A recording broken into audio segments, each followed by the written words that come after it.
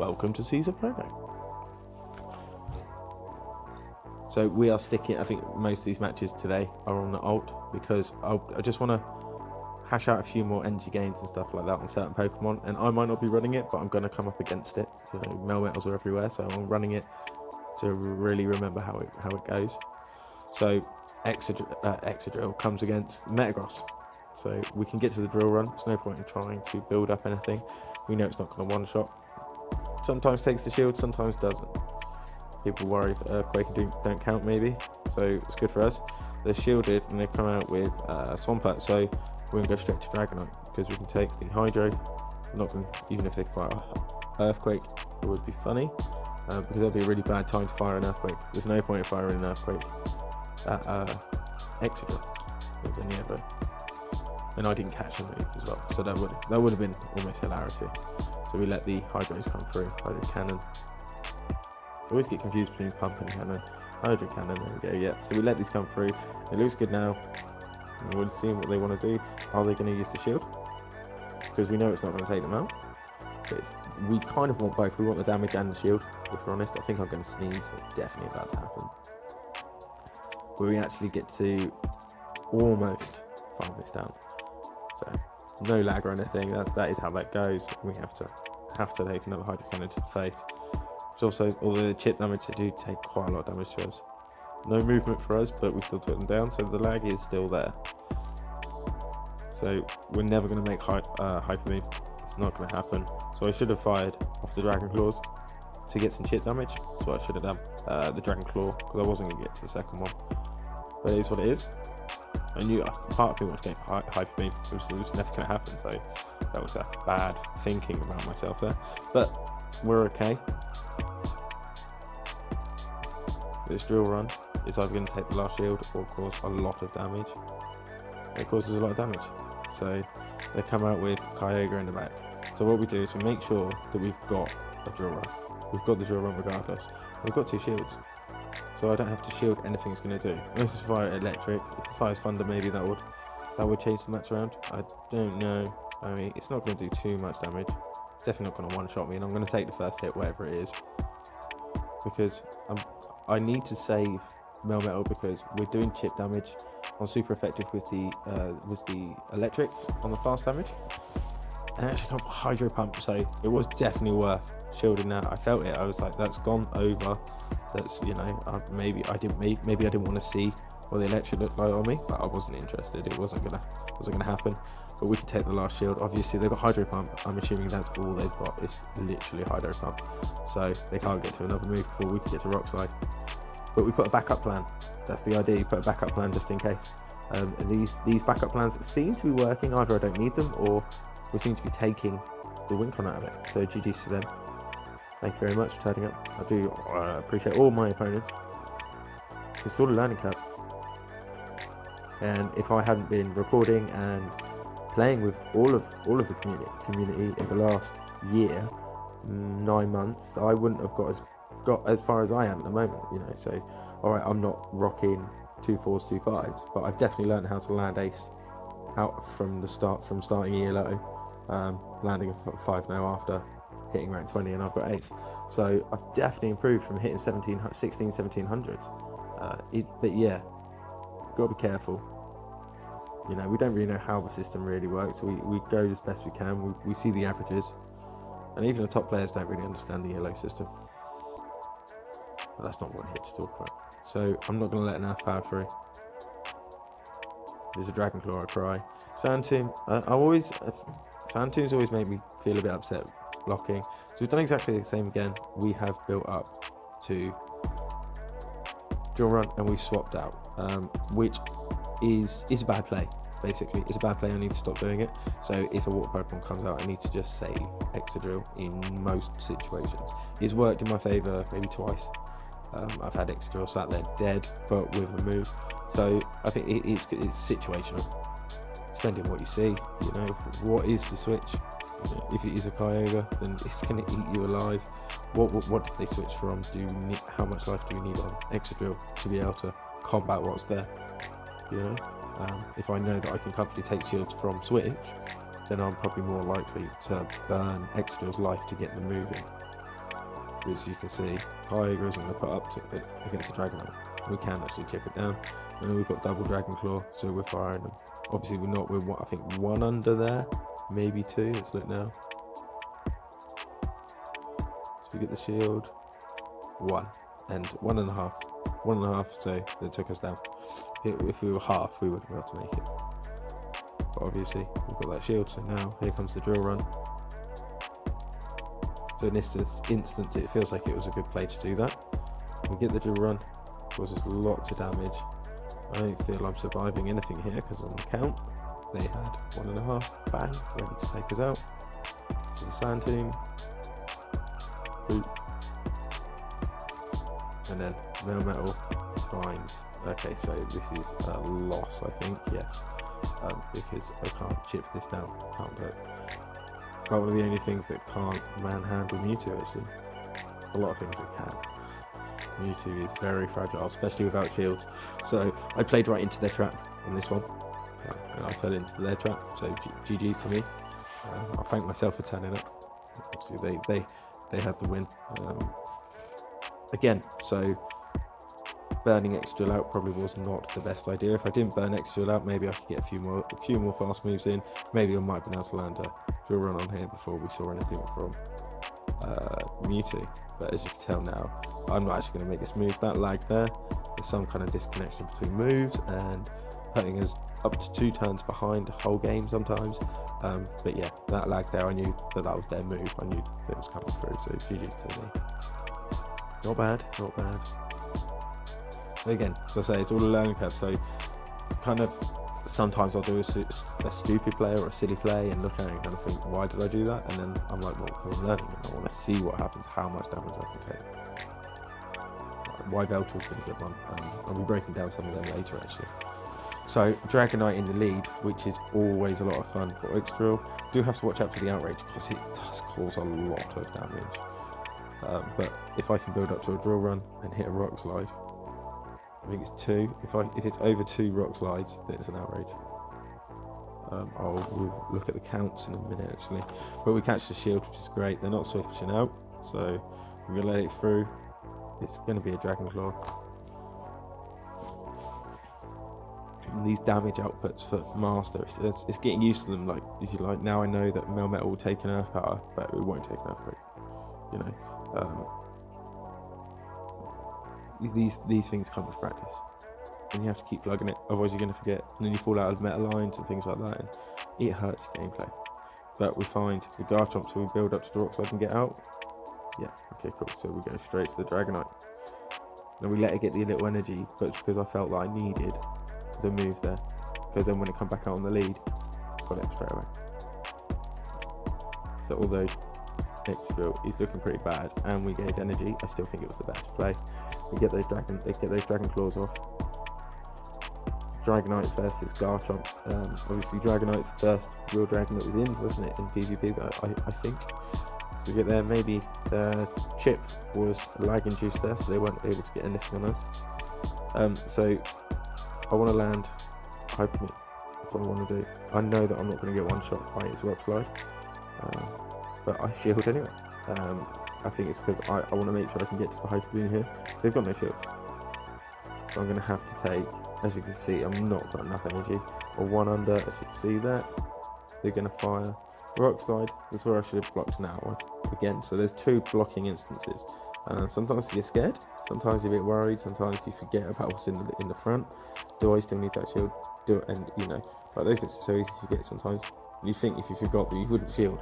It doesn't always work like that. But Hyper Beam, not affected, but takes a nice chunk. So I'm very happy with that. And then we've got more lag induced, and now we're coming up with a weak connection. So we're going to go down anyway. This is going to come through anyway, so I'm not too fussed. It does irritate me. It irritates me when it takes a win con away. That's what you know.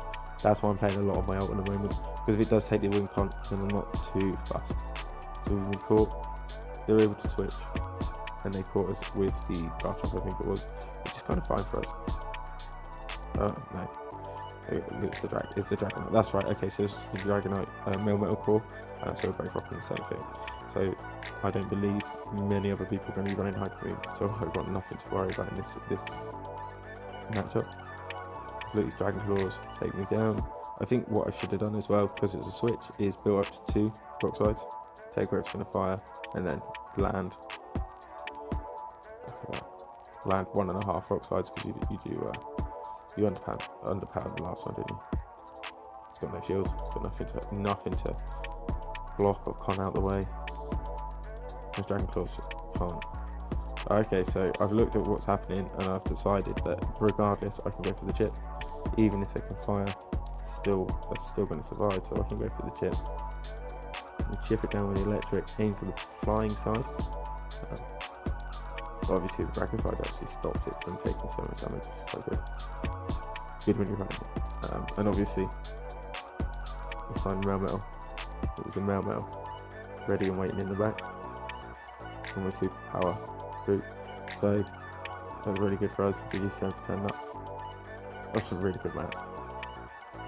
And sometimes it's halfway through the match and there's a second pause or something like that, or something you could use to your advantage and you can build up on, and then something you flipped around. And they're the bits you've got to look out for. And I really like Excadrill lead. I've heard about Excadrill closer being pretty OP at the moment. But I really like Excadrill lead because it pushes things like fairies about. The things it pushes about is quite insane. So any fairy is going to get pushed about. Dialgas, Metagross, they're all, and yveltals as well. They're all big hitters in the meta, and Excadrill is just pushing them out the way. So as a lead, I think it's pretty OP. I really do like having Gengar behind Excadrill actually. And then, as I said, yveltal, which I will be covering later. But you get a Melmetal on lead or anything like that, or anything's going to fire a superpower, you wait until it's going to fire and then you send out Gengar. And then you catching superpowers on a Gengar. When it comes to Melmetal, even if they're firing Rock Slide, it's going to hurt, but it's not going to one-shot you, so it's fine. You still non-shield it and go from there. But these switches, see that come out with Dragonite, so I've done exactly what I said I wanted to do last time, so I thought about it. Funny, that's a good idea. I'm going to make that happen. So we've gone for the double again. I'm not worried about anyone else really running hyper. I'm really not. Down here it should be, rank 17. We'll be acing today or tomorrow. It's just what I don't understand. You should be running Spice Moves and having a bit of fun down here, really. So make it unpredictable. That does help. My gameplay quite a lot. Not many people are expecting hyper speed on my Dragonite. Look at that, nice chunks. And again, we go for the farm down. So that switch was set down for because I don't need to shield it. But no reason to, because Melmetal has done Melmetal's job. Melmetal has done what Melmetal set out to do. And Melmetal set out to take Dragonite. Whatever happens from now is just a plus. That's how I look at it. And then obviously they come out. We know it's going to debuff us, but we haven't really got much to lose.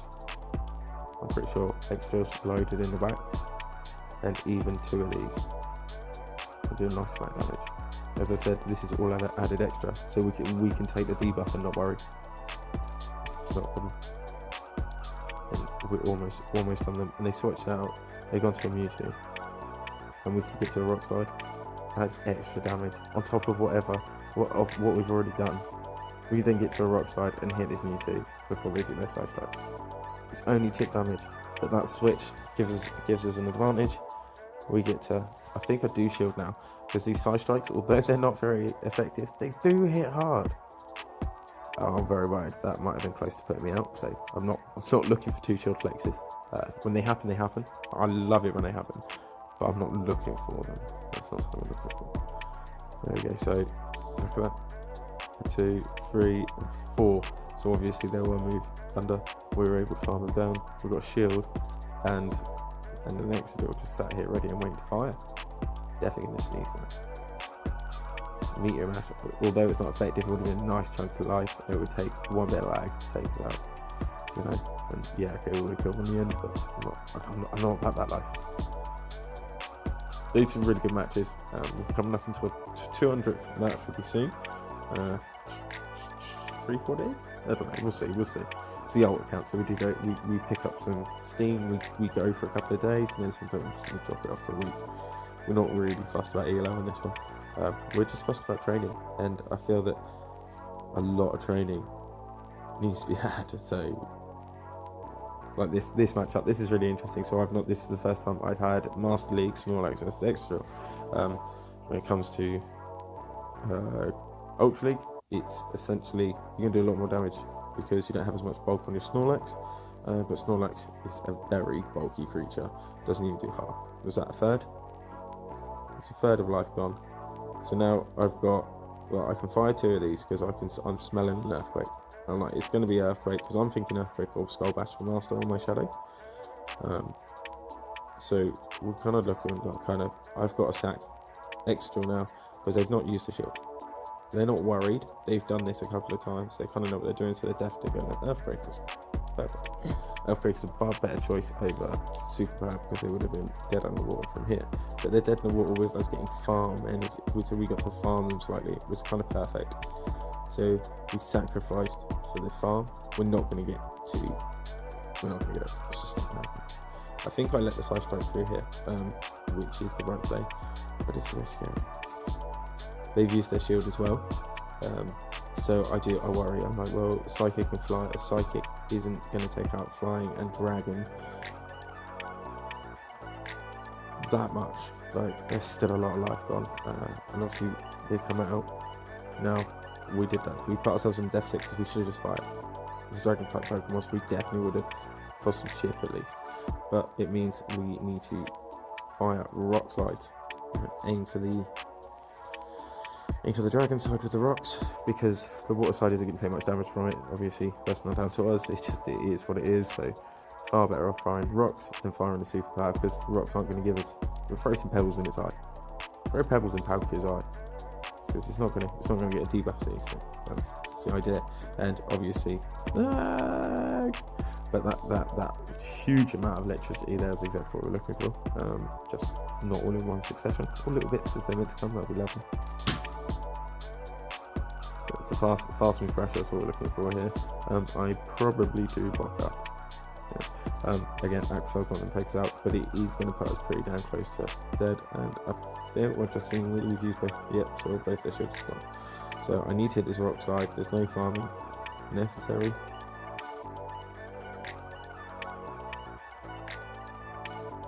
And we undercharge it slightly. This thing's defense isn't that great, so you can do that. So it's a water dragon type, and you can undercharge a rock slide by great, and still take it out from there, which is quite good, I suppose. Rock slide is still it's the power outage that's come from Melmetal that's doing that. Obviously, that's not effective, but it would have killed us. So we need 2. That's all that we need to do. So as you can see, like anyone that knows how to play, I've lost. I can't get to 2. He's got another side strike. Maybe I should have taken the first one. Maybe I would have been able to take it. So that's why when this situation arises again, I am going to take the side strike on a small amount of Melmetal. Yes, I could go to PV Pokey and I could have a look, but I'm not going to remember that. That's how I remember. I remember from playing, I remember from recording, and I remember from breaking it down and looking at it. That was a bad play by me. But my gosh, we pulled a positive set. So, not unhappy at all. I really like Excadrill. Really, really, really like Excadrill. I will definitely be looking at excelling Excadrill because of how potent it is and the range it has. It really cuts through. It keeps the flies at bay. It keeps your steels at bay. It keeps your dragons at bay. It keeps a lot of the meta, and all you have to do is back it up properly. So, as I showed here, I've backed up with Dragonite and Melmetal, which is actually quite good. It might be double weak to fighting, but actually there's not much fighting happening. Sure, I'm going to find a Shadow Machamp because I run Shadow Machamp, and I've got Stone Edge and Cross Chop at the moment, but I'm definitely looking to move Cross Chop to Payback. So there's plenty of things to be happening. I've got plenty more things coming up. This was a lot of fun though. I really enjoyed this. I think it's purely because I'm really falling into Masters now. I'll be honest, I've got the hang of Masters, and I kind of feel like the rest of the leagues are obsolete. I'm like, wow, this is fun. So maybe it's just because I got my teeth into it. I'm enjoying it. We're going to keep going and have fun. So we're going to keep recording it, putting out for you lovely people to keep watching. So thank you very much. Anyone else that just following onto my channel, please do remember to like and subscribe.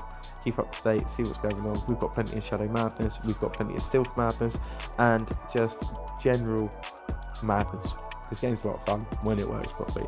So that's what I like to broadcast. So thank you very much, and as always, happy ELO hunting.